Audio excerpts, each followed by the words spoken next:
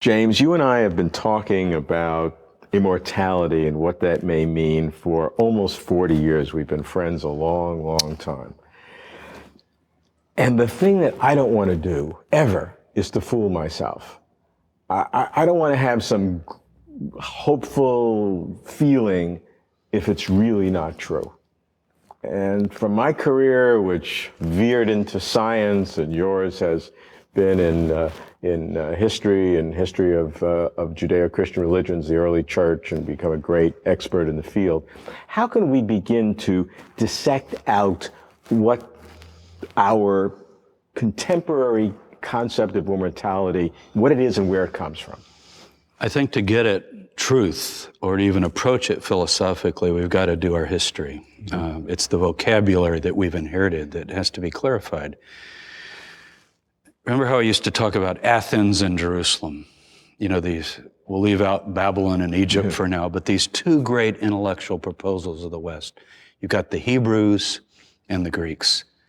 The amazing thing is if you go back 1,000 years, 2,000 years, they're saying the same thing. Death is death. Life is life. Death is not life. And if you die, you're dead. And there's nothing about coming back. There's no reincarnation. There's no resurrection. No immortality of soul. And these cultures functioned that way, and they had religion.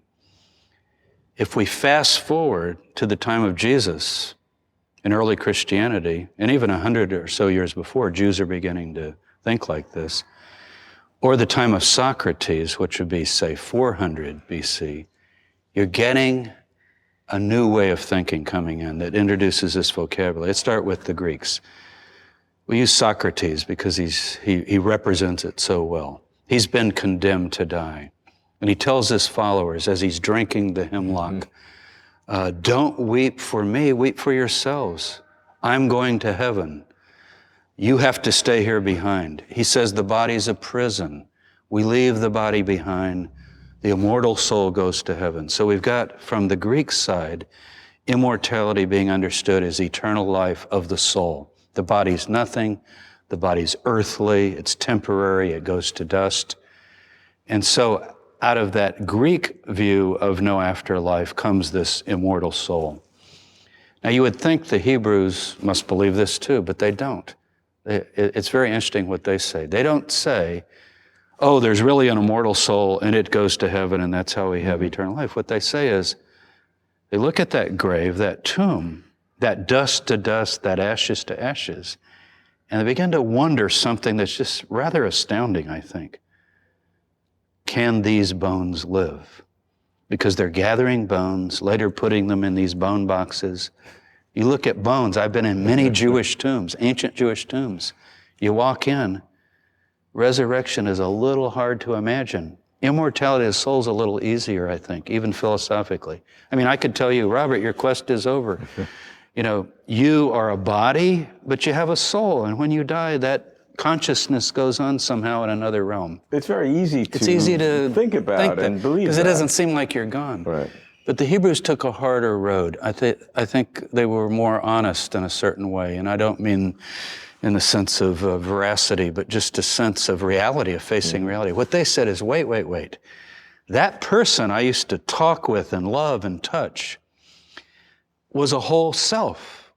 I didn't just love a soul, I loved the looks and everything about them, the way they move, the personality. It fits more our modern idea, I think, about soul, body. More scientific, yeah. Our consciousness is Can't be separated with our brain and our bodies. But they didn't really have an answer except, can God do it? And some of them began to say yes. But here's what they said, not today. He's not going to do it today. You still got to bury the dead. You still got to weep at the grave. You still got to go through and finally die yourself in hope that someday God would bring back the dead. So in the Christian texts and even Jewish texts around the time of Jesus, you get these statements about the dead are going to come back from the dust. God is going to reconstitute them. You almost think of like DNA replication or something. If God could somehow have a record of what that person was, let's say the hardware, and then put in the right software and reboot them up, and here they would be again. But it wasn't that simple because people began to ask, Greeks began to ask Hebrews, well, I mean, come on, that's ridiculous. Because what kind of a body would that be? So, Jim, here are the possibilities. We have immortal soul, we have resurrection of the body. Those are two possibilities. They can be either one or the other. I guess you could have both, and certainly you could have none, which is the prevailing scientific view.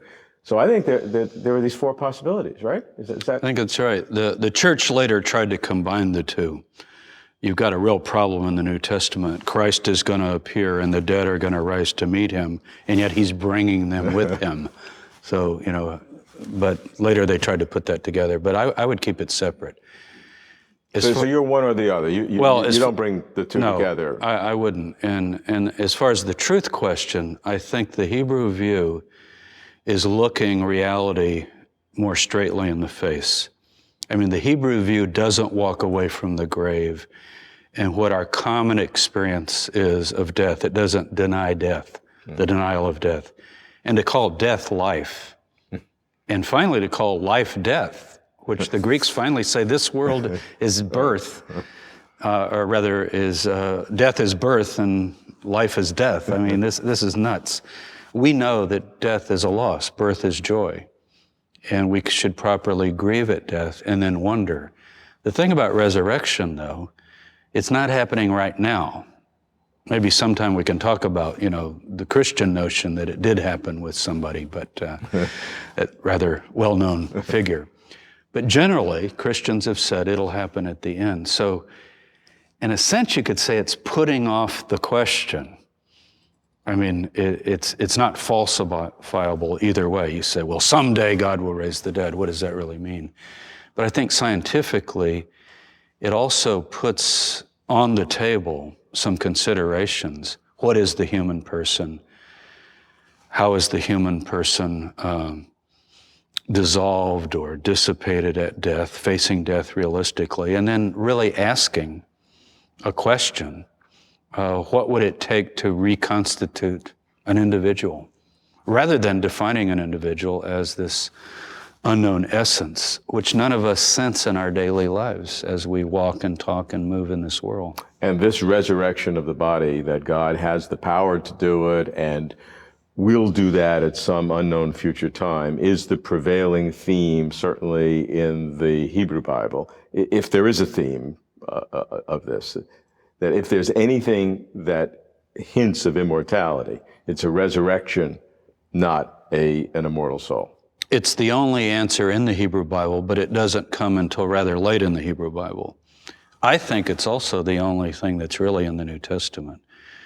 I know you can read some passages in the New Testament that begin to sound like the Greek immortality idea, but if you look at them carefully, it's pretty consistent, and clearly resurrection is the key. The last book of the Bible, I saw the dead, small and great, come forth from the grave. That's at the end, and that's how the book closes, and that's essentially the idea.